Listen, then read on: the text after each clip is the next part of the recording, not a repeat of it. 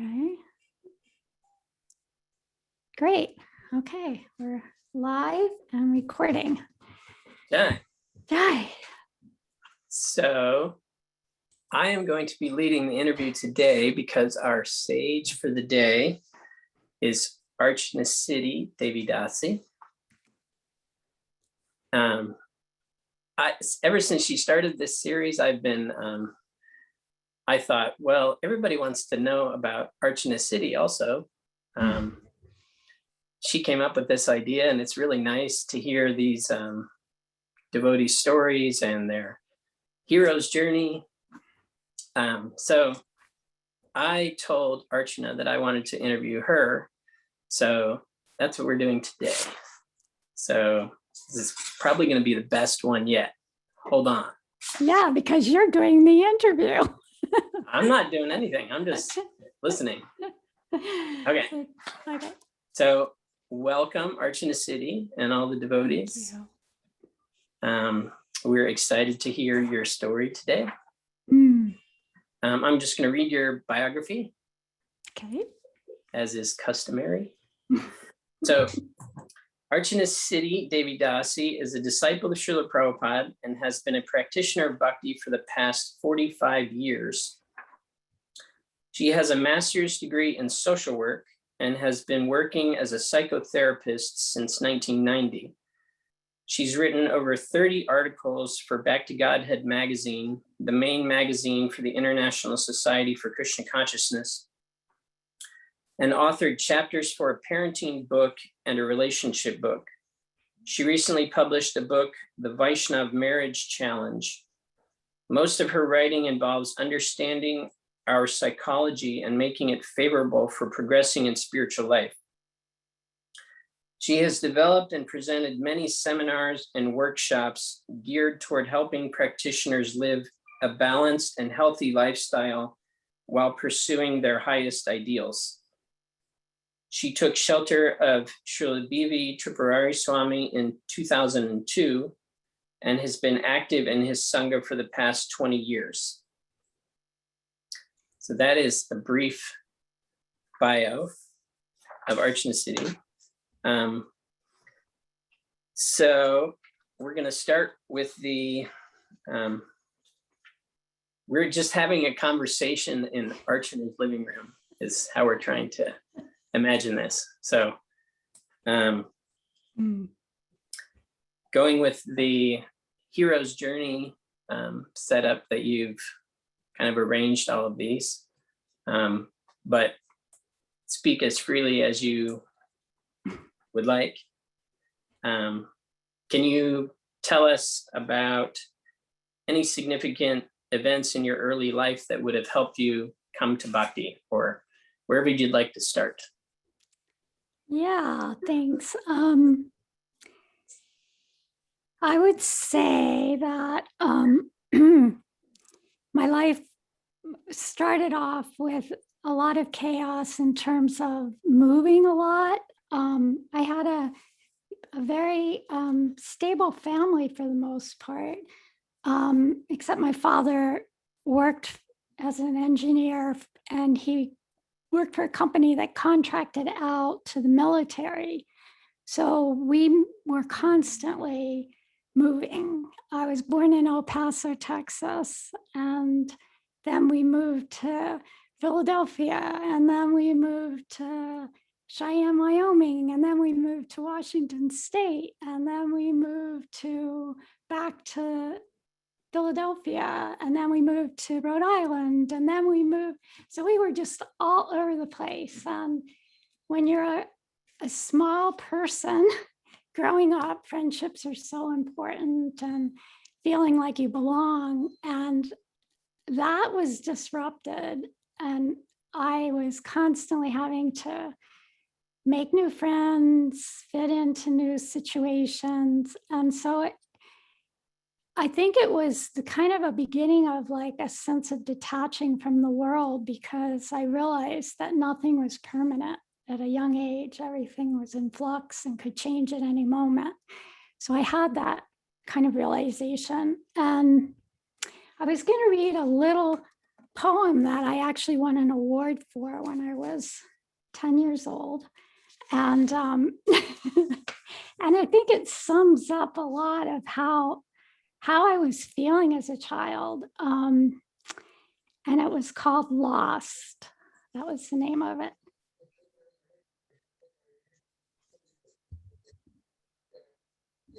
Oh, okay. Yeah. Yeah. Well, it's kind of prosy poetry, so it shouldn't be too much, but I will read it slowly.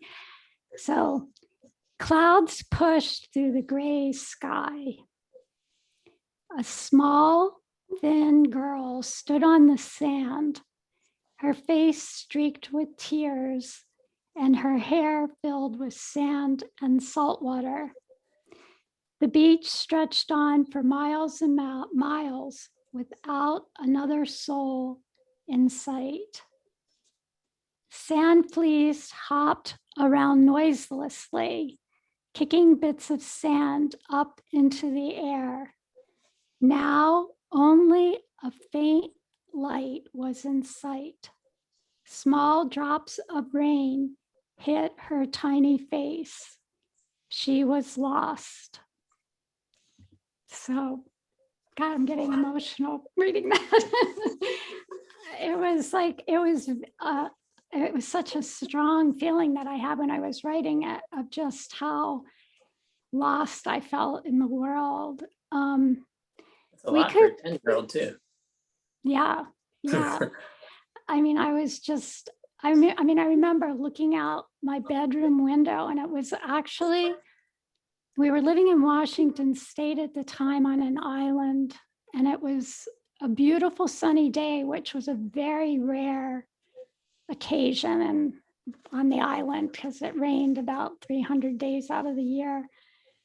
And I remember thinking how sad I felt, because now I was supposed to be enjoying because it was so nice out, but I didn't know how to enjoy in the world. And I felt a lot of despair in that moment. And that was when I actually wrote that poem. So it brought back a lot of memories just reading that. So thank you. Yeah. So my teenage years, I would say I kind of entered into those. And I didn't have any spiritual upbringing in my family.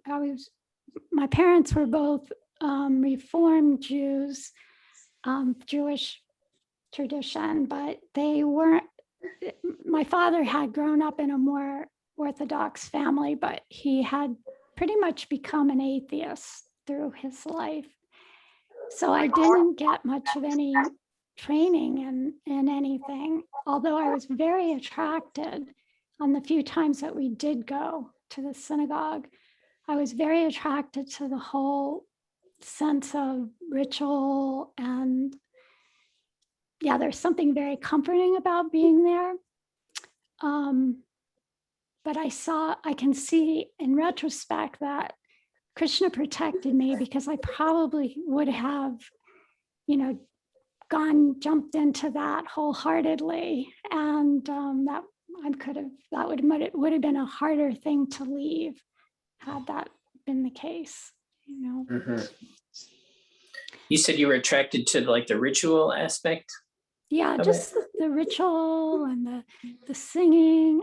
It was all in Hebrew, but there was just something I just loved about the whole atmosphere. There was something different about it than just the material, and the material energy. It had some different flavor to it. There was something that attracted me to that. And I also, when I was a little girl, I remember my mother was reading me a book, and there was a prayer in the book that I loved, and I actually learned it. I memorized the prayer, and I would say it every day for years and years. And it was a kind of maybe you've heard this prayer of, Father, we thank thee for the night and for the pleasant morning light, for rest and food and loving care and all that makes the world so fair. Help us to do the things we should to be to others kind and good in Mhm. all we do in work or play, to love each other better day by day. So it really was like a bhakti prayer, Mhm. and I would say it without fail every night until probably I was 15, or when I really got into more Maya. But yeah, so those were some of the hints of maybe something spiritual brewing inside, or some, the lack of connection with the material world, being attracted to some little pieces of spirituality. Mhm. But as a teenager, I got involved in drugs, sex, rock and roll, trying to find some meaning and purpose in life through those things. But they didn't pan out. And I So had go ahead. were you still traveling a lot? Like, was there any time before you moved out, or whenever, that you had settled in some place, that you developed Yes. friendships and Yeah, at 13, my father actually changed jobs because he saw that it was just so hard I was one of 3 children, and we were all definitely struggling with that situation. So he got a job in in Baltimore, and that's kind of where we ended up staying for some time. I actually ended up going to college near there, and stayed in that area even after I became a devotee. So Mhm. Okay. yeah, good question. I'd say probably the most significant thing that happened in my teen years was my brother and I mean, I wasn't big into drugs at all, because I knew I had a very addictive personality. I got addicted to cigarettes. I got addicted to ice cream. I mean, I had my different addictions. What's wrong with that? So I was really afraid of taking, drugs, because I knew how addictive my personality was. So, but on this one occasion, I had a brother that was a year older than me, and we decided to try LSD together with another friend. And so we were at some beach. I don't even remember which beach it was, but we tried it, and my brother never came off of it. Yeah, days after having taken LSD, he was still quite psychotic. And so that started a long journey for him. He was 16 at the time. I guess You mean like he never came off it? Like he never came off of Never. it. And so he ended up spending months and months and months every year in psychiatric hospitals. Oh, wow. And when they put him on drugs that would bring him very down off of the, address some of the psychotic features of what was going on with him, but they would it made him very depressed. And so he would come home and he'd go back to school for a while, and then he'd stop taking whatever medication it was, because he didn't like the way it made him feel. And then he would be back in the hospital again. So that went on for about 5 years, until he decided he had enough, and he ended his life. Oh. Yeah, we were both at the University of Maryland together. And he was actually living in a Buddhist house, those Namrian Kyo people, and he was trying to find some spiritual meaning in his life. Anyway, he ended up he hanged himself in the basement of that house he was living in. So that was a pretty intense experience for me on many levels. One was because I was having my own existential crisis at that time. I think I was 21 then. And I just, was really thinking myself is suicide a shortcut to liberation? Because I had this real sense that I was a soul and I was trapped inside of my body. And I wanted to get out. So when my brother did that, I was actually wondering, did he know something I didn't know? And was he actually on the right path? And I'm on the wrong path because I'm stuck here in this world. And all I see is suffering everywhere. So, so I had this idea that I wanted to ask people that I had some regard for, people that I kind of considered like my gurus in the university world. And I was a graduate student at that time. I had finished my undergraduate work in psychology, and I was. So let me just ask one. Did you said so that was him? Like when you took LSD and it started him on this, you said like 5-year kind of in and out of psychiatric hospitals, and like I was wondering what do you think inspired you or got you interested in mental health, and was it that experience of being around him, or? Yes, that's an excellent question. Yes, actually, I always had a sense about being a counselor of some kind because I was the kind of kid that people would come and talk to about their problems, and so it seemed like kind of a natural direction for me to go in as far as occupation. But as far as the actual mental health piece of it, yes, it was. I would go and visit my brother a lot, and I would spend time on the unit with all these young teenagers with psychiatric problems, and it was, in some ways I found it very fascinating, so I wanted to understand more about mental health issues, and so that did inform my decision to major in psychology in undergraduate school. Okay. Yeah. So sorry, I interrupted you. You were saying you were asking your gurus around the university about. Yeah. So I should say that I met the devotee. Well, I had two friends that in 1974 had left college and become devotees. And they had actually come back to visit me at one point. I didn't know where they lived or anything, but they came and brought me a Bhagavad Gita. It was the Macmillan soft cover, very large book. And they also gave me some chanting beads. And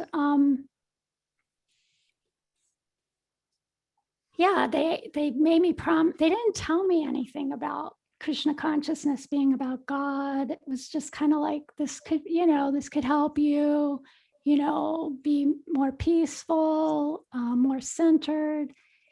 And they said, just try chanting one round. So I agreed to that. And then, they left, and I did sit down after they left, and I remember sitting on my cold tile floor of my dorm and chanting around and feeling absolutely nothing from it. I didn't feel good. I didn't feel bad. I just didn't feel anything. And I just thought, they were kind of into a lot of different things. And so I just put the book away, put the beads away, and just kind of forgot about it. So now this is 2 years later, I'm going through this major existential crisis, and interviewing people that my poetry teacher. I had a supervisor that I actually worked at the counseling center at that time I wasn't doing counseling, but I was doing a lot of things they were doing research projects, and I was doing some things for that. And so I went and just probably there were 10 people on my list, the people that I had these questions for. And one of my questions was, is suicide a shortcut to liberation?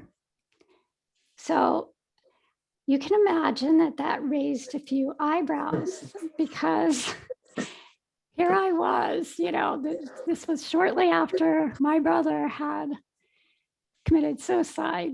And you're a high risk, that makes you a higher risk if you've had So your risk factors are going up with everything, every question you ask. Absolutely. And also because I had, I was a very outgoing person and very involved in the university. And about 2 months before that, there had just been a whole internal change going on in me, where I just didn't want to be part of that world anymore. And so I had really separated from a lot of my friends, and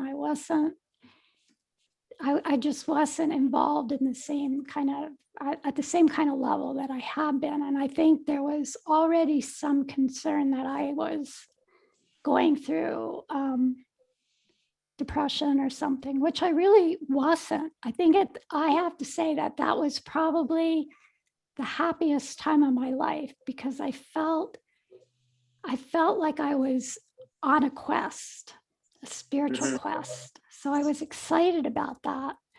And I changed my life in a lot of ways during that time. I had stopped smoking cigarettes. I had become a vegetarian.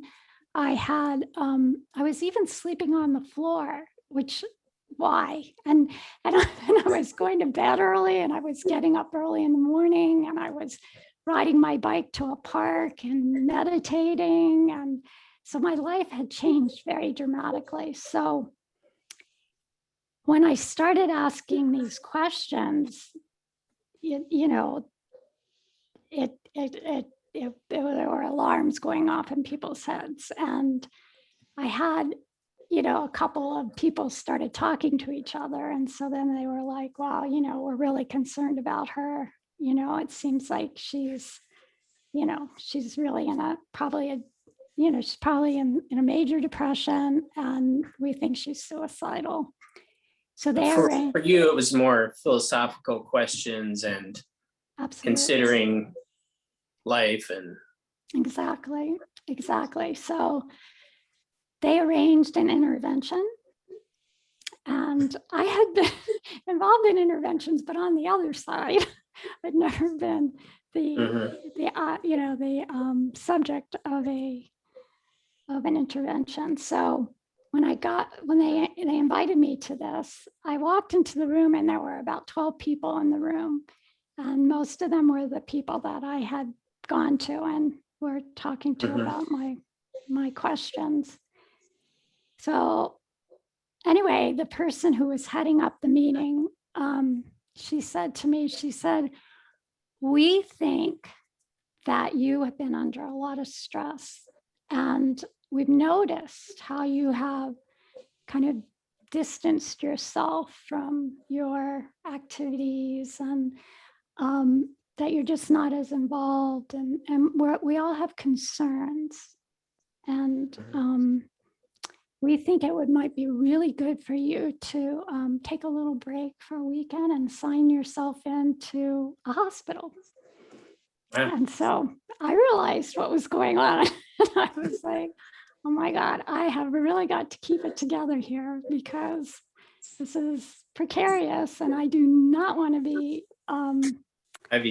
involuntarily, committed to a hospital. So I just really prayed to my God, who I had some conception of, that you give me the strength to stay calm, cool, collected, and that I can, convince them that I'm okay. So, I somehow was able to do that. I was able to say, I'm not depressed. This is actually a really exciting time of my life. And I said, I'm asking these questions not because I'm suicidal. It's because I do want to know. I want to understand, Mhm. is this life, is there a purpose to this life? Am I supposed to live this life for something more than just getting married, getting a job, getting a house, having kids, getting a bigger house, going into a retirement home, getting old, getting diseased and dying? Is there something more? That was so, there's actually a therapist at the counseling center who was there who was a Buddhist. I didn't know him very well, but he kind of caught the drift of what I was talking about. He could see that I was, and he kind of came to my aid during that meeting and kind of said, yeah, I think she's all right. I think this is she's just going through, she's just going through a spiritual awakening. So I really appreciated that comment. And I was like, thank you, Krishna. I wasn't Krishna, but God, thank you. And then they were going to let me go. And I was just thinking, and one of the people said, well, can we help you with anything? And I said, yeah, I'd like to find my Hare Krishna friends. They're the two people who are on my list that I wanted to talk to, but I have no idea how to get in touch with them or contact them. And so anyway, they didn't know how to help me with that. But anyway, they let me leave. And it was this beautiful day out. And I remember pushing the door. There were these big, metal doors, and pushing them open and walking out into this beautiful, beautiful early, it was a late summer day. And who was standing there? But my two devotee friends that I hadn't seen in 2 years, and they were all shaved up and in dhotis, and I never saw them like that. Oh, wow. They were like these angels, and they were glowing, and I was like, oh my God, Krishna is God. This is God. How could this have happened any other way? And so I went up, they were like surprised to see me, surprised to see me as I was to see them. And we sat down and we talked for like 2 hours, and I asked them all my questions, and I got very wonderful answers. And That's amazing. You walk out of possible involuntary commitment intervention. voluntarily commit myself to and that's exactly what happened, because I was like, can I go home with you? I just like begged them to take me. And they said, sure, just go pack a little bag and come and meet us back here, and you can come And you back. were in your master's program? I was in my master's program. Yeah, I was in my I have 1 more year left. And so I did. I went and packed a little bag, and I remember this.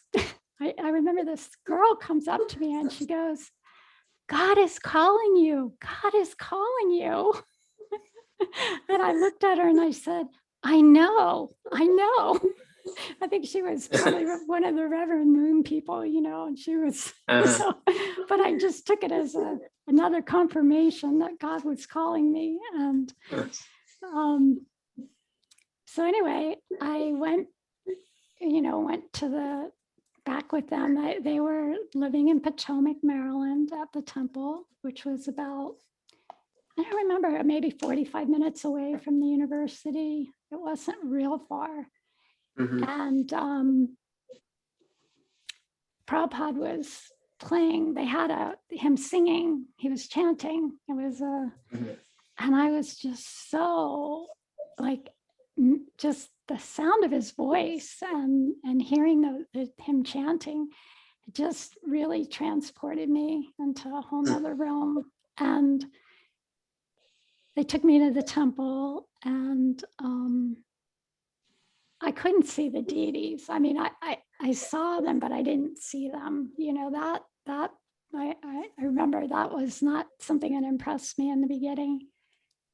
And they gave me prasadam, which was out of this world. And so I spent the night there, and then I decided I have to do this. This is what I've been called for. I'm supposed to be here. I'm supposed to like join these people. And this is what year? This was 1976. So yeah, on Monday I went back and I withdrew from school. Oh, wow. I know, it's crazy. And I actually had an experience that this was one of those mystical experiences that happened twice. But this was the first time it happened. There was a point where I started to think, oh my God, what am I doing? You know, it's like, how am I going to tell my parents? How am I going to, you know, all these, you know, like the realistic aspects of what I was doing kind of like flooded me. And I was like, this is crazy. This is absolutely insane. What am I doing? And when I started thinking like that, a literal fire totally surrounded me. And I was like, okay, Krishna, I'm not going to go. I'm going to stay. And then the fire just went away. It was totally amazing, whatever it was. I don't know if it was an hallucination, whatever it was. It, you know, it was. This is when you're like at the school or something with drawing? Or? Yeah, it was when I was at the school drawing. And anyway, I went through with it. And, you know, of course, my parents were devastated. My younger brother, who had just started at the university, he was devastated. I mean, it was, and I had to do it. You know, there was just no question that, you know, it had all been orchestrated to bring me to this point of surrendering. And yeah, and I moved into, that was it. I moved into the ashram, and I stayed there for 12 years. I lived in the ashram for 12 years in Potomac.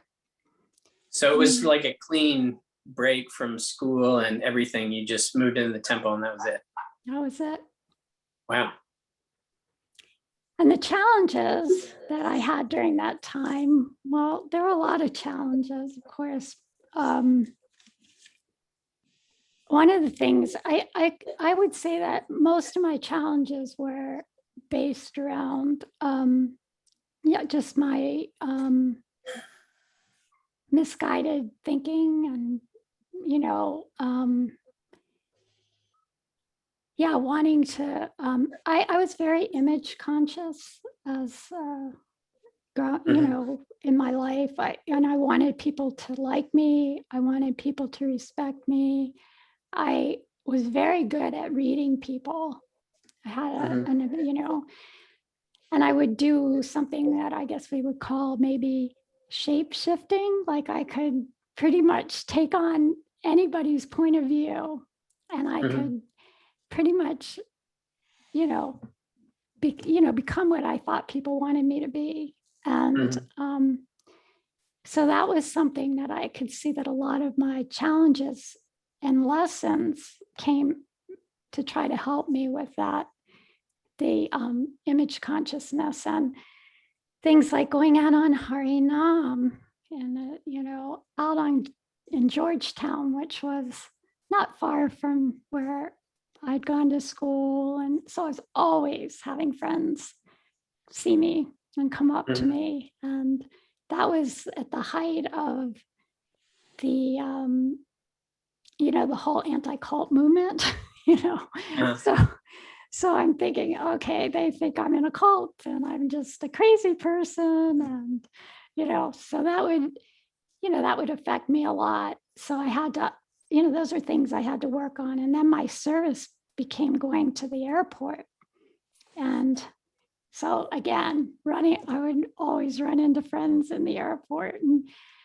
And what I would do is totally a counterphobic kind of behavior of, I would go up to them, try to be really confident, and I would distribute books to them and get donations from them and feel like totally, I just would be so embarrassed and humiliated. But I knew that's what Krishna wanted me to do, that he wanted me to, get out of this consciousness of I'm the body and I have this image to portray. So there was a lot of those kind of tests that were really hard. And then also having, a sense of pride, in certain, I was fairly competent, fairly intelligent. So a lot of the young people, the young girls that had joined Krishna consciousness at that time were some, there were young girls that came at 16 and hadn't even graduated from high school. So I always thought that I knew better than them, and I also was easy for me to get up in the morning. It was easy for me to go to the morning program. Chanting japa was not, it was something I liked to do. So I would, there was a sense of pride involved in that. So Krishna oftentimes would put me in situations where I had a lot of health issues and crises during my first few years as a devotee, and I got quite sick. And it was very humbling because I couldn't go to the morning program sometimes, and I couldn't, do the things that I was thinking that I had some control over. And so it was very humbling. And so that was it. The health issues were really very challenging. And some of the other things that I struggled with were, similar of being judgmental and, critical of other devotees. And so, and not always being empathic. And so I would always find that when I wasn't like that, Krishna would put me in a very similar situation to whatever it was that I wasn't being empathic about. And so those were the kind of challenges, and more internal than external. There were a lot of external things that I could tell stories about that were challenging. They would seem Do one or challenging. two. One or two. Sure. Yeah, well, there were just one or two challenging things. Well, we didn't always have heat. We had this radiant heat in the ashram. It was an old building.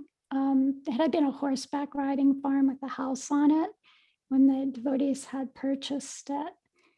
And they hadn't done much in the way of renovations or anything when I moved in. They had just moved in. So we had this radiant heat that would constantly be breaking. So it was, it was cold there in the winters. So sometimes we wouldn't have, any heat in the building. So that was challenging. Another thing was the building was infested with cockroaches. And I'd never seen cockroaches growing up. It just wasn't, even in the dorms, I never saw them.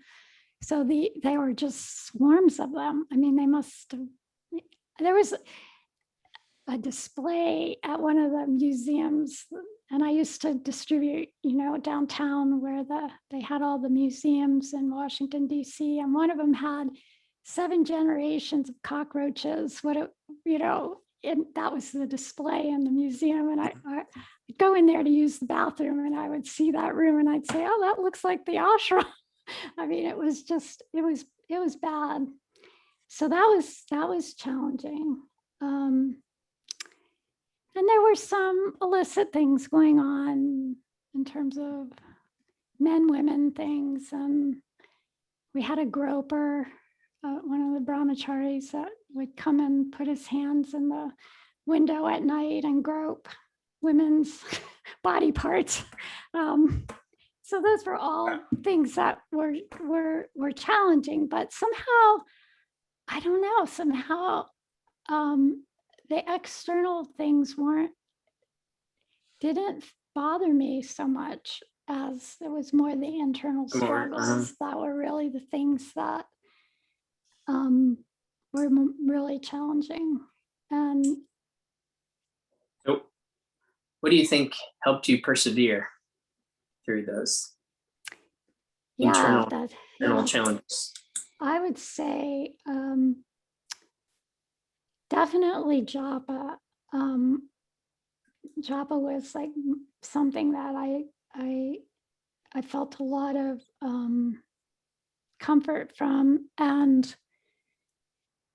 kind of like Prabhupada used the word prophylactic to describe chanting japa. And I felt like when I chanted, and devotees would sometimes ask me to leave the temple room because I chanted so loud.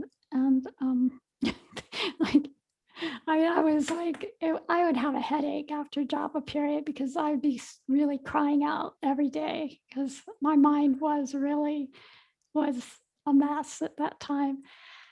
And when I would chant like that, I would be able to, it felt like I was protected with some kind of, invisible energy around me. Well, and it sounds like you were, because the external things were not as bad. And just so everybody knows, to this day, Archana-siddhi's sadhana is like lines on a stone. Every morning she gets up, she chants all of her japa. I think still pretty loud, probably. Not as bad as it used to be. In front of her deities, she sits down and she chants, and she doesn't do anything else, I don't think, until she's done, practically. But I definitely noticed that's it's obvious that japa is very prophylactic for you. Yes. It's helped me get through all the messiness of my life. And and so some of the, the more recent challenges and difficulties, of course, everyone, probably most of you know that my dear partner, husband for the last 32 years passed away a few months ago from cancer. And that was quite a journey, being on that journey with him for 5.5 years after he was diagnosed. And just really having to face that.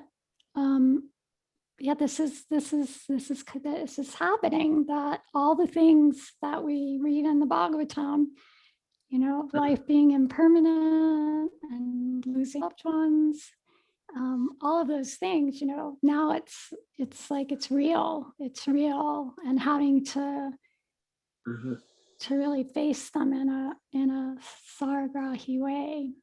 And there were I think the hardest part of going through his illness was trying to make the right decisions for his treatment, because there were so many options. And I felt so responsible in some ways. So I was the one in the family that was the researcher, and my husband put a lot of stock in my opinions about things. And so that was really hard for me, because I felt I could lead him down the wrong road, and I didn't want him to make his decision based on my feelings. I wanted him to make his decisions based on what he felt was best for himself. So that I had to, really let go at some point and realize that it's all in Krishna's hands. I'm not responsible. I just have to do my part. If he's meant to get better, he's going to get better. And if he doesn't get better, Krishna has a very exciting adventure awaiting him on the other side. And I don't know what that is going to look like for him, but I know and as his cancer got worse, it was, his pain level increased, and, it was like, it helped, I guess, both him to, helped the both of us to detach from, him staying in this world, because there was a period of time where it was very much like, we've got to find a cure, we've got to find a cure, we've got to get him better. But then having to let go and let Krishna, and seeing in the aftermath of it all, just how much Krishna has been taking care of me afterwards. It's just in all the devotees and support and love, and so that's been a real blessing. If you want to, could you tell us how you met Karnamrita Prabhu, and maybe about your because you do so much relationship counseling. I think it'd be interesting for people to know about your relationship, and maybe lessons you learned. I mean, that's probably the most major lesson, but any lessons you learned from your relationship with him, or family relationships? Well, there are a lot of lessons. Gifts from your journey. Gifts from my journey. Well, I was actually married before I had met Karnamrita to a devotee. And what year did we get married? We got married like in 1980, 81 or something. And he was a nice devotee, but we were very incompatible.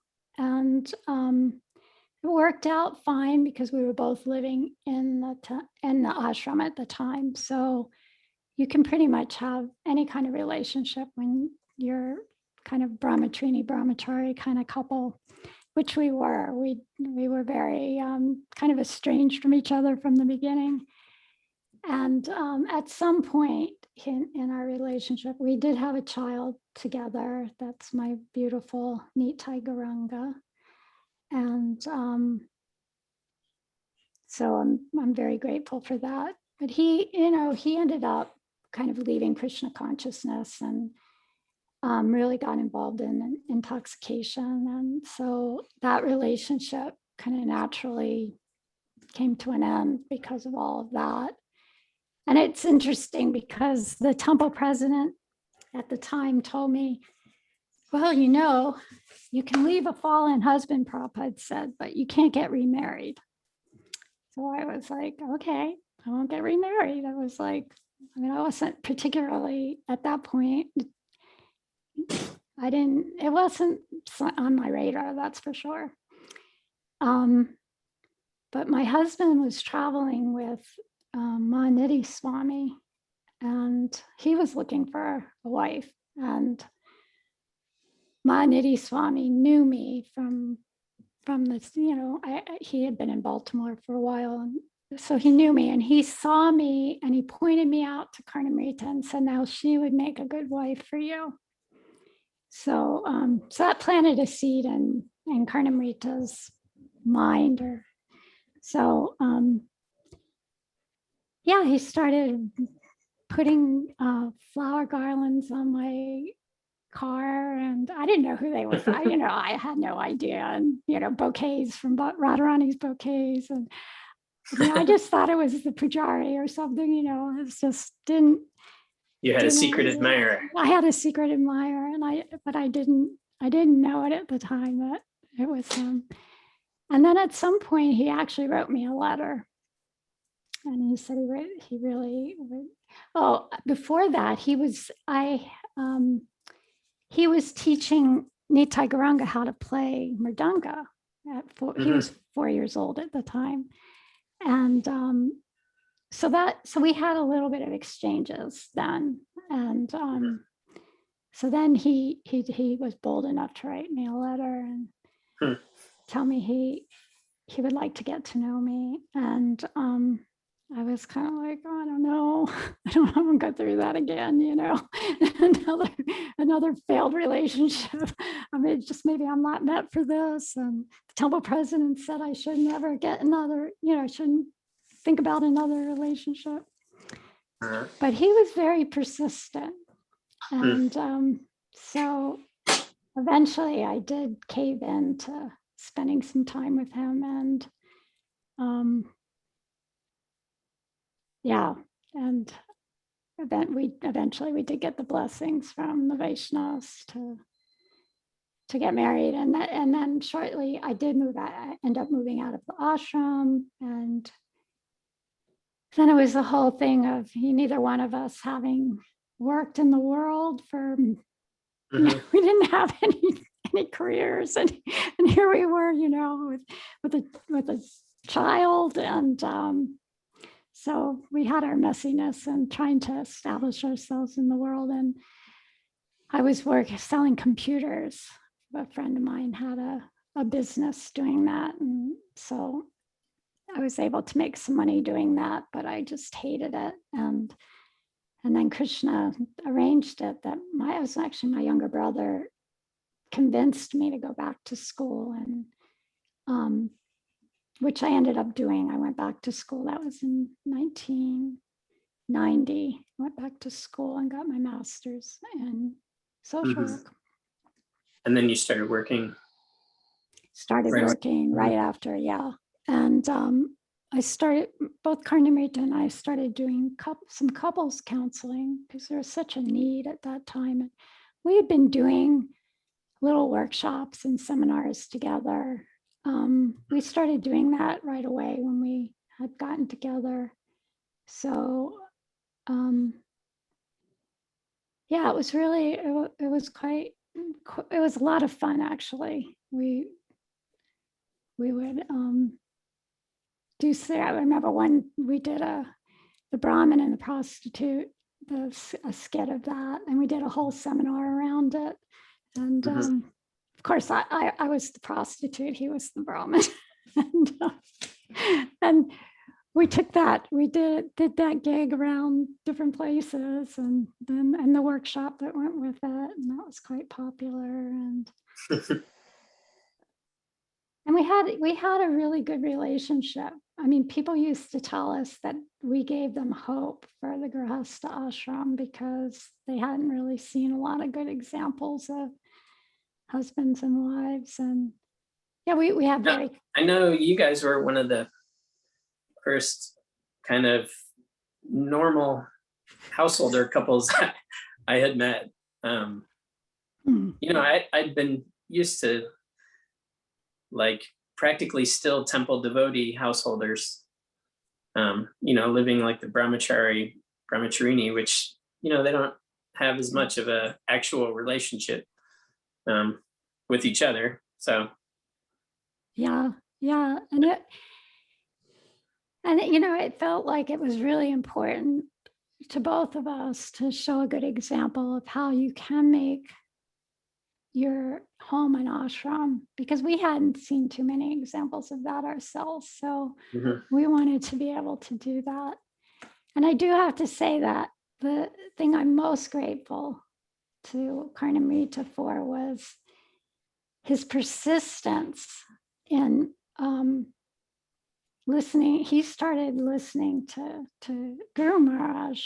He got the Sangha newsletter, and he loved it. He said, I want to get his CDs. So he started getting his CDs, and I didn't want to listen to him. I was like, no, he's not an ISKCON.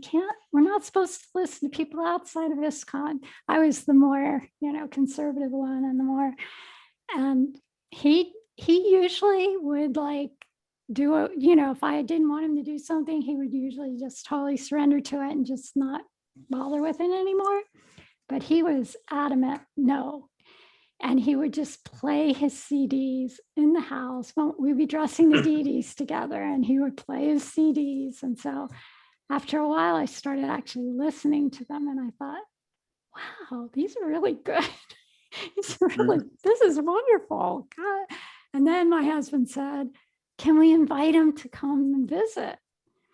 And I was like, oh yeah, sure. And I'm thinking in my mind, he would never come. He was in California. We were on the other side, and he's a sannyasi. Why is he going to come to some householder's house? And, I just didn't expect it. So I said, yeah, sure, you can invite him, thinking that he would never agree to come. And so when he did agree to come, it was like, okay, now we're in for something. And so it was wonderful. That visit, he came 4 times that year. We just loved him so much. And this was when we were still living in Baltimore. And so then the messiness from that was, okay, now I have, this attachment to someone who's not in ISKCON. And so again, having to, I left my family and, my friends to become a devotee, and almost had to redo it again, in a sense that, a lot of devotees in ISKCON did kind of reject us for our choice of Shiksha Guru. And it sounds very similar to, you joined the temple and you were going on Harinam in Georgetown, and you'd see all the people, and now you're inviting Guru Maharaj to your house, and then you have to go and be in all the relationships and see all the people you normally do. Yeah, and it was hard. And again, you're talking about someone who's very image conscious, who didn't want to do anything that was against the fold, so to speak. And here I was put in that situation again. And even Karnamrita challenged my image consciousness. I mean, you saw how, he would wear very bold Radhakund tilak, and he would go, everywhere. I mean, he wouldn't, and he'd have his very bright T-shirts of Krishna and Ganesh, and, and he didn't care what people thought. And I was the one so I was constantly having to surrender to, trying to give up my false ego with all the, Krishna would just continue. I mean, it's not over. I'm still challenged with different things like that. And so, but it's it's just so interesting, how Krishna doesn't let you escape from the lessons you need to learn. And I'm just very grateful for the life that Krishna kind of forced me to live. I mean, I kind of feel that intervention, it was a true intervention to, commit me to a whole nother life. I mean, I was committed into a psychiatric facility in the ashram for the next 12 years. Prabhupada said something like that, like we're a hospital for devotee, the devotee hospital. So, but I'm forever grateful. And I can say that life, Krishna conscious life, does become easier, and the suffering does diminish because our minds become more peaceful. And as the anartas in the chitta become, removed more and more bhakti samskaras get implanted in their place, it becomes more and more of a joyful experience. Being a devotee, you don't have the same kind of inner conflicts anymore, suffering because your mind wants to do things that are not favorable to bhakti. I mean, all those things kind of fall away. So it's really beautiful to see that the process works. And being patient with it. I mean, 45 years is really not that long of a time. Some people think, oh, I've been a devotee 20 years and why am I not in bhava yet? But it's just I know it's a long haul, and but we stick with it. We do, the fruits come, the lessons get learned. You feel more and more the shelter, more and more attraction for the goal of our eternal goal, and feeling your relationship with Krishna and all of Vrindavan blossoming. So it's exciting to be able to see all the things that are supposed to happen happening to some degree in our lives. We just stay in, just stick with it. Mm-hmm. Well, I think I can speak for everybody that knows you, that we are so grateful for what you've brought to all of us, and your relationship with all of us, and your relationship with Karnamrita and bringing Karnamrita.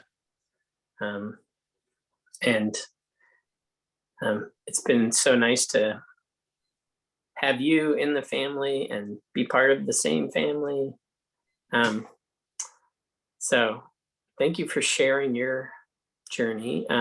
Is there anything else you want to, that has come up that you want to speak about, or is there anybody listening who would like to ask any questions to Archana-siddhi? You can post them in the chat, or I think she or someone else can unmute you, or you can unmute yourself. Yeah, they can unmute. Okay.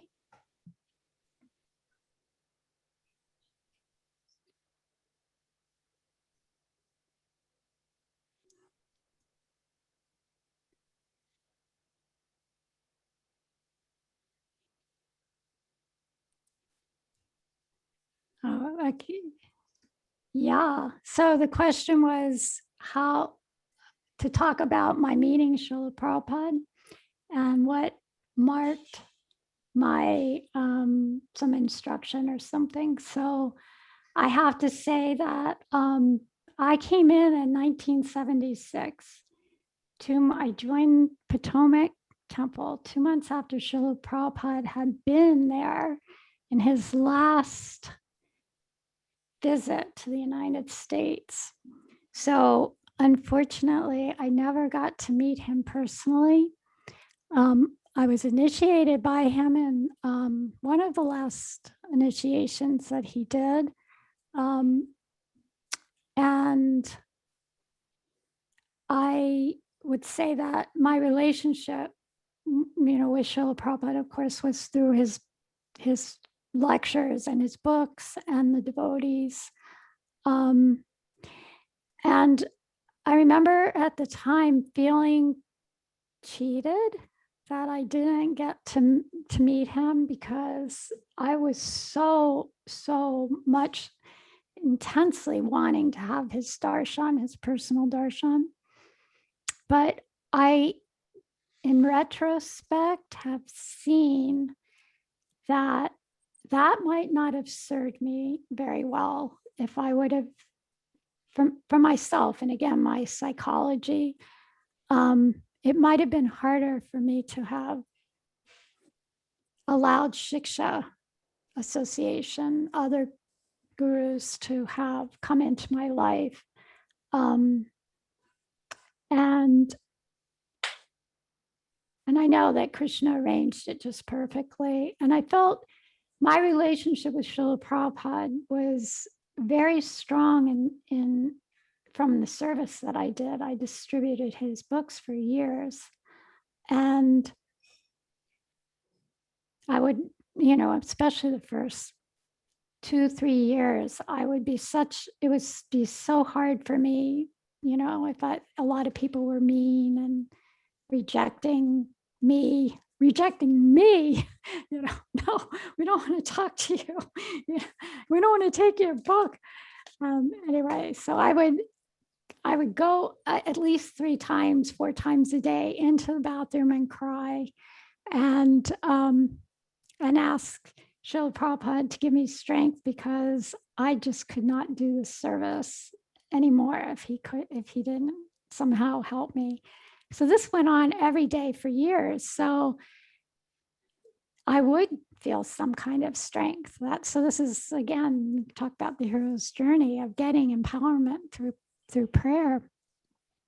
And I would come out and I would be able to kind of compose myself and go up to another person. And almost always after one of those crying episodes, somebody would take a book. Well, just see, when the prayer worked. Oh, and the other thing was that it would be like I'd be distributing books, and after, people were actually nice and they were taking books, there would be this very strange psychology that would kind of take over, like, oh, look at me, I'm actually good at this. I'm like, and so then from devastation to pride, and it's just, to me, it was always so interesting to watch my mind, how much it always was looking for a way to, be puffed up about something, even a pauper is proud of his penny kind of thing. So that was always interesting. Yeah, book distribution was a wonderful service to do, to watch your mind. And Bhagavad Gita just came to life out there on the battlefield of the airport. It was a very purifying, and I feel like any kind of advancement that I made was from that service, because it was so difficult and required a lot of prayer. So I hope that helps, Govinda Dasi. Thank you so much for that question. So it looks like, I think there's at least a couple more questions in Spanish, and also Indra says, Indra Bahia. I love this interview a lot. Thank you. I was wondering, how did your parents' family react when you became a devotee? Not very well. So they did not react well. Yeah, my mother, my younger brother told me that he went home, and when he had gone home, my mother was just crying hysterically. And he was like, what happened? What's the matter? And she said, oh, Annie, that was my legal name, Anne. Annie just dropped out of school and moved into a Hare Krishna temple. And my brother was like, what? It was like, it was a shocking experience for them. There was no lead up to it. Like, I guess a lot of devotees, it's more gradual. It's not like you just, my story, I think, was a little unique in that way. So there was no prep time for them to get them used to the idea that I was taking up a spiritual path, and nothing. So they actually thought that they thought I had like a mental breakdown.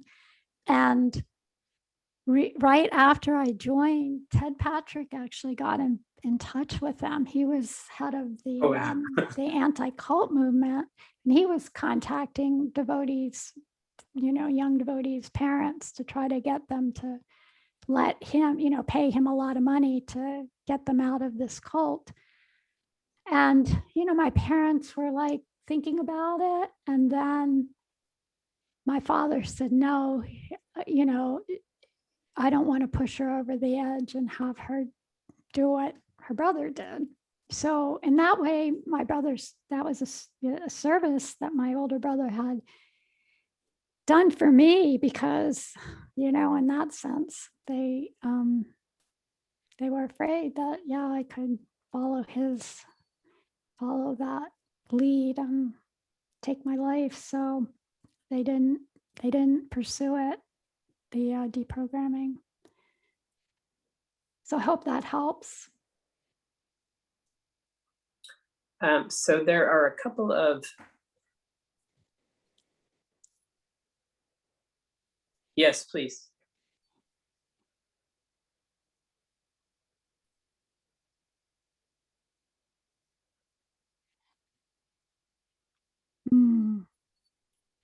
Advice to give to your hostas to advance in bhakti. And I would say, yeah, that you see that being a grihasta, being a couple, your relationship is supposed to be a support for your bhakti rather than your bhakti being a support for your relationship. And keeping, you know, good sadhana is so important. I've been doing a lot of marriage counseling for the last 30 years. And I would say the couples that do the best are the ones that do have strong sadhana together. And it's when that's not there, it's when it becomes, you know, much more, you know, again, you don't have that prophylactic container kind of helping you to not have all the reactivity of material energy. Just it's hard. Relationships are hard. They're hard, and good practice. You know, being, you know, keeping a Krishna conscious focus is what can really make things work. And I don't know, Madan, what is your experience? You have 3 beautiful children, and you've been married quite some time. What would you say? I was just agreeing with what you were saying, that like I can't imagine having a relationship without a Krishna conscious perspective. Like I because relationships are really, really difficult. And if I didn't have a philosophical perspective, but also another perspective, I would just, I think I would be entirely frustrated, because the world on its own, the material world, it's not friendly and it's not workable. And Krishna consciousness added makes everything possible. But without it, so I can't imagine without having a partner also involved, or my own perspective in practicing sadhana. Yeah, I don't think it would happen. So hope that is a helpful answer.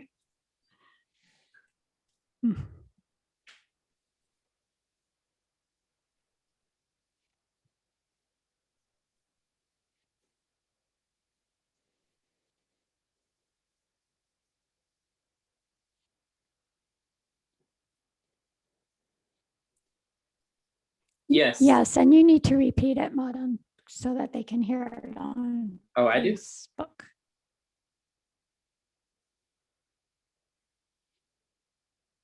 No, they don't hear your voice, Akura. Yeah.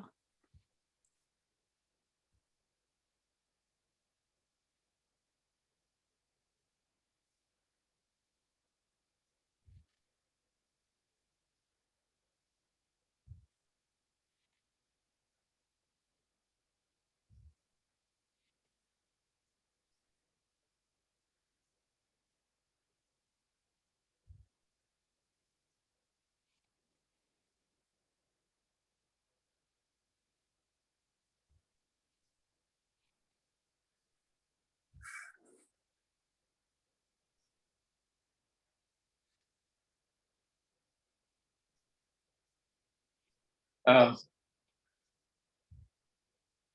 Chameleon. Yeah.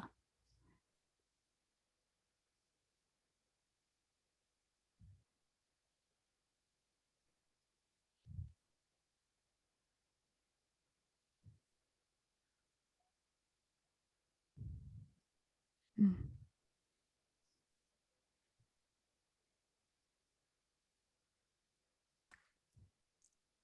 Yeah, good question.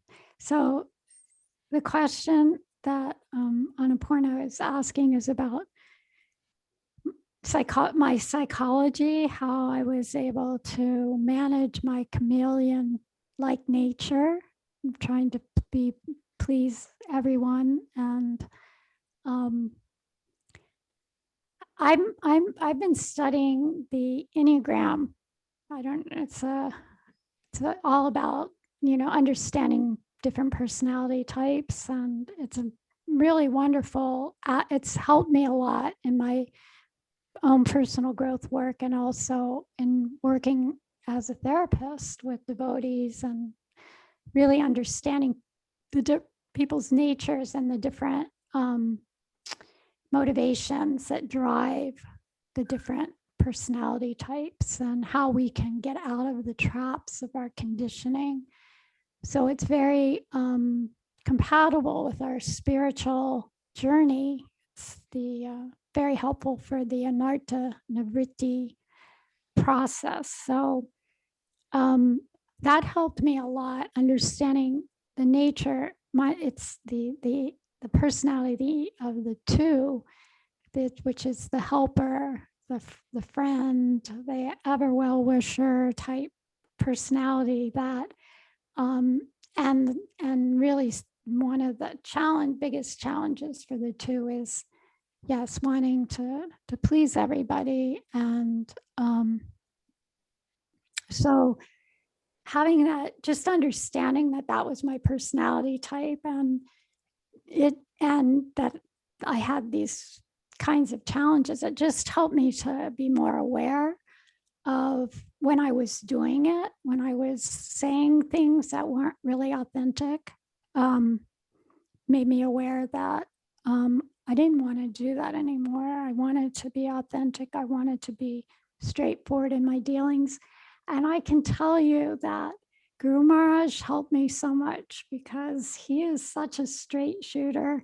He's so direct in his nature, his personality type, that it's just really helped me to see how it's possible to be like that. And if people don't like it, well, that's okay. It's you're a lot happier in the end, because you're living your life for you instead of trying to live it for all the other people that are in your life. So I hope that's helpful. Saragrahi, you want to ask your question? Yes, this is Saragrahi's worst half, Brigu, today. But we're both here, and we've both been very much appreciating everything. Yes, everything that you've been saying, and great job that you've been doing as well, Madan Gopal Prabhu. But wonderful things that we've heard from you, Archana-siddhi. Didi, so very many thanks to you for all of this. I had a question though, and that is that you've been speaking about Prabhupada and Guru Maharaj, of course, and the things that you've learned. But one thing that seems to me, I may be wrong about this, but it seems to me that you've also learned many things outside of the kind of institutional frame of Vaishnavism, like you just mentioned the Enneagram and so on. Would you like to say something about these kind of sources that come from outside of the scope of Vaishnavism, but that you've been able to take into Vaishnavism and make a part of your understanding of relationships and so on? Yeah. Well, thank you. That's a very nice question. Yeah, well, I would say again, a lot of thanks to my my dear departed husband, who was very much into personal growth work when we met, and he also was a very avid book reader. He had quite a library, thousands of books.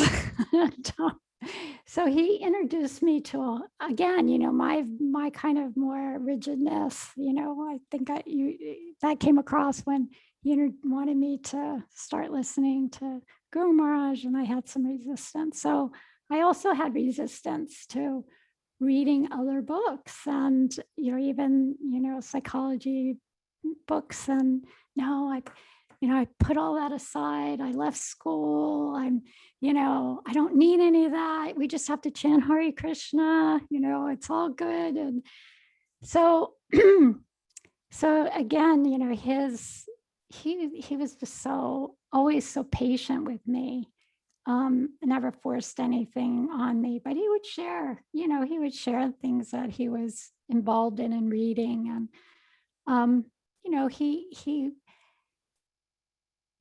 a lot of different things that, things like Think and Grow Rich, and, just, he had such a library. I can't, even begin to, and, he was into people like Tony Robbins, and, just, how to make your life successful on a material level. And so we, as devotees, we didn't really have that understanding so much. We were, we knew how to, or we thought we knew how to make it successful on a spiritual level. But here we were now embarking in a, as grihastas, and, how, you have to work in the world. You have to interface with the world. And so, how to win friends and, influence enemies, and, all these kind of things can be, a lot of useful communication, nonviolent communication. How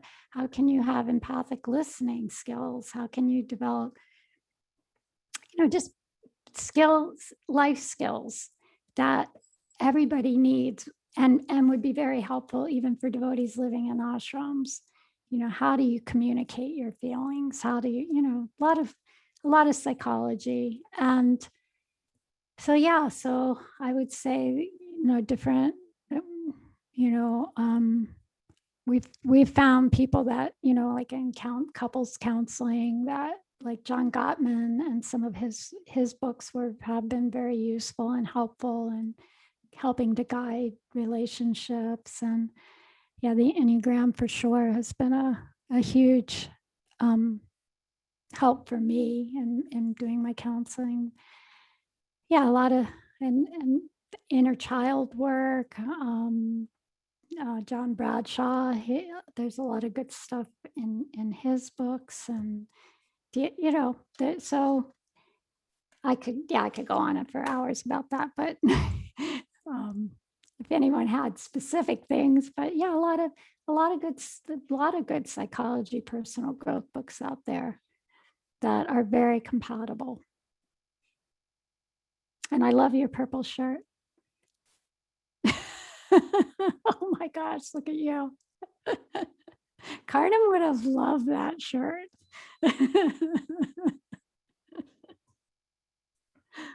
Thank you.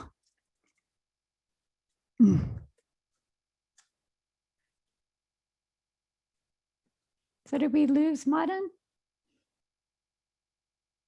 I don't know, did we? No, I'm here. Oh, okay.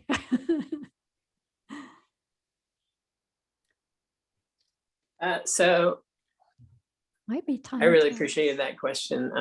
I think that's part of what I was saying before, that it's nice to see, like, I've seen this with a lot of devotees, and I think it says something about their character that, when they say householders, or the more they become involved in, the world, and associating with everyday people, or going to school, or coming across different philosophies, that they bring that into their devotional life. and Krishnaize it, whatever you want to call it. I just, to me, that makes me appreciate what those devotees have, because at the center of their life is bhakti. So they're taking all of that and blurring the lines. Like, when I was a temple devotee, the lines were so clear. It was like everything is Krishna, and then there's this line, and everything else is Maya. And so the people outside of the temple, and the philosophies, and the books, and but I just appreciate seeing devotees who, by force of circumstance or their own personalities or whatever, they get involved, and it becomes the whole world is actually, which is the truth. The whole world is an opportunity for service, for so anyway, I see you and Karnamrita as those type of people who've done that, and it's just inspiring. And does anybody else have any questions, or please ask it.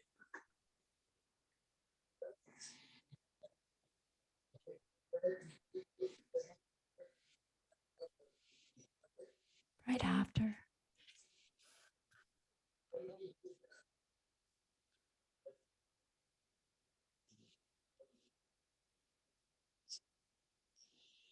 Not sure I understand the question. So I'm thinking he's saying, how did you deal with Prabhupada's departure, or how did that affect you? Okay, Prabhupada's departure. Yes. Yeah, it was a very sad time for all of us, because I don't think any of us felt like we were ready to have Srila Prabhupada not on the planet with us. We were all kids, and he was like our only real elder, spiritual guide, and it was a difficult time. And I mean, we were fortunate that we had some good guidance from senior devotees at that time. And I think that's what, really helped me to get through it, was knowing that there were competent people that understood the teachings, that could, the parampara. Yeah, that's the whole idea of parampara is that these teachings get passed down from the guru to the disciples. So I had faith that things would go on. I mean, it was a messy time. I mean, it's still a messy time in many ways for the ISKCON society. I don't think that they've fully, they haven't sorted things out since Prabhupada's departure. And I think we're going to see a lot of maybe more divisions in the future, and break off groups, and that that just may be all part of what has to happen for things to go on in a healthy way. Sometimes that's a necessary part of the process. So But out of messiness, there's joy. Out of messiness, joy comes. Yes. Yes. Joy in the messiness of spiritual life. Yes. So yeah, it was it was a trying time, but Krishna arranged it perfectly for all of us. I mean, it didn't seem like it at the time. It seemed very premature, but that Krishna took him. So we had to accept. What could we do? We could, some devotees did leave. They left their spiritual path altogether. So yeah, and somehow Krishna did protect us. Not that there weren't challenges, and messy stuff that happened along the way. So that probably would be a good note to end on, Madan. Being Okay. that we have 1 minute over our limit. Oh, okay. So who is so thank you very much. I look forward Next to week, you being the ne- interviewer from now on. Huh? I look forward to you continuing the interviewing. Well, you can help me. If That's you all right. ever feel you want to jump in and do the interview, that would be great. Anyway, it's So, an invitation. You can think about it. Next Okay. week is Saragrahi Devi Dasi. Yay. So we look forward to that interview. And I'm sure Brigupad will be in the background with his purple shirt, just cheering her on. So thank you so much, Madan, for pulling Yes, me I'm, out. I'm, and I'm glad having we me finally do got you on. I appreciate you insisting I do this. It was fun. I'm glad you liked it. And that's what Thank you very much. my son said right before the interview. He said, "Have fun, Mom." And I was That's like, me in the "That's Tigeranga. It's always a about true fun. Nitai Garanga blessing. Have fun. It's got to be fun." Me too. It's always got to be fun. It's got to be fun. You guys are so much alike.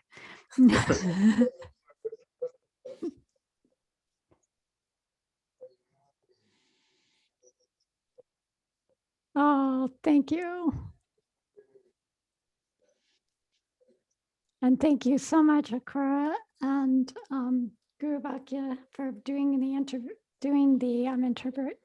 interpreter's job, which is not easy. So really appreciate it.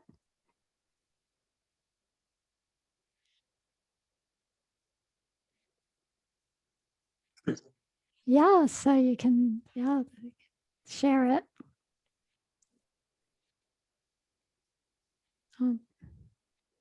Thank you so much. Okay. Thank you very much. Archana-siddhi, Devi Dasi ki Jai. Madan Jai. Gopal ki Jai. Jai. Hare Krishna.